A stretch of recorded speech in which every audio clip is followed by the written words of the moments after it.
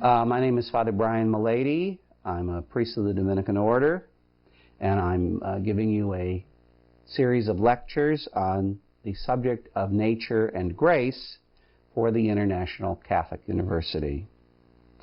In the first lesson, I want to examine a famous theological problem which is related to the solution that I'm going to give you throughout these lectures on the relationship of nature to grace. The Catholic faith teaches that grace perfects nature and doesn't destroy nature. There's a wonderful line in the movie, I don't know if it's in the book, I haven't read it for a while, Jane Eyre, where the headmaster of the school, when she's a girl, says, "Grace destroys nature." This is not what we have ever taught in Catholicism. In Catholicism, what we have always emphasized is that there's some part of the human soul which is naturally capable of experiencing God. The Latin terminology for this is that man is capax Dei, or capable of God. This capacity is affirmed at the very beginning of the Catechism of the Catholic Church, when it says in number 27, "The desire for God is written in the human heart, because man is created by God and for God, and God never ceases to draw man to himself.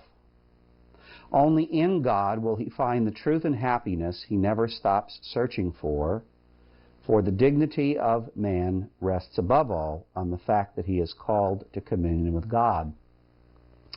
This truth is also expressed in a famous saying of St. Augustine that causes great consolation when read by Christians, that's also quoted at the beginning of the Catechism: "You have made us for yourself, and our heart is restless until it rests in you."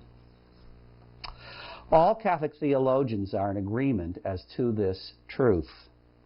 The problem comes with the explanation of just what the source of this capacity for God is, which the Catechism terms right at the very beginning the desire for God.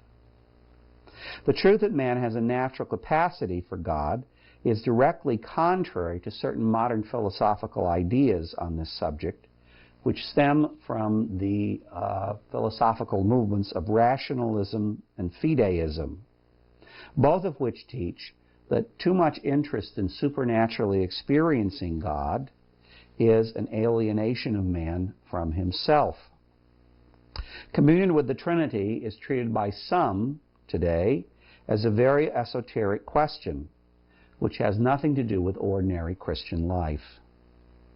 The famous mystery writer Dorothy Sayers, in a mock test she made up about what Christians are popularly held to believe, asked, "What is the Holy Trinity?" She answered, almost in the name of the contemporary world, "The Father incomprehensible, the Son incomprehensible, the whole thing incomprehensible, something put in by theologians to make it more difficult, nothing to do with daily life and ethics."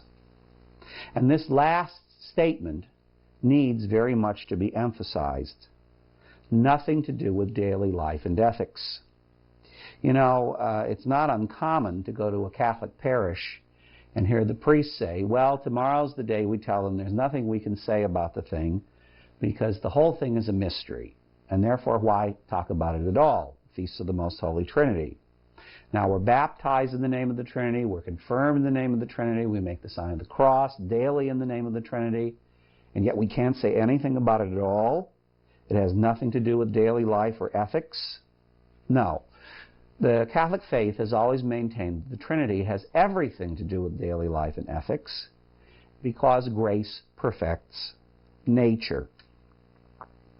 Vatican II spoke very eloquently against a tendency in Catholic spirituality to split grace from morals and to make lay people called to one kind of experiencing God, which wasn't a deep communion with Him, and contemplative religious and perhaps priests called to another way of experiencing God.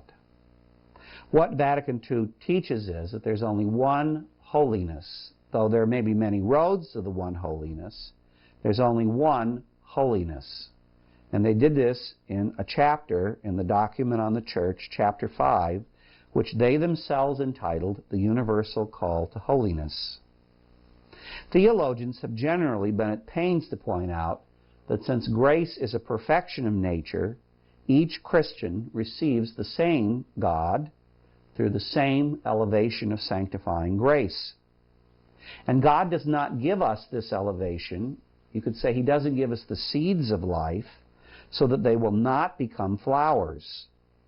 In the same way, He doesn't give us grace so that some will experience the heights of contemplation while others have to be satisfied with a lesser spirituality.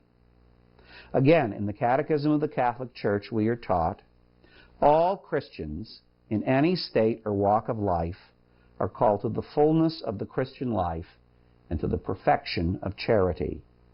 That's in number 2013.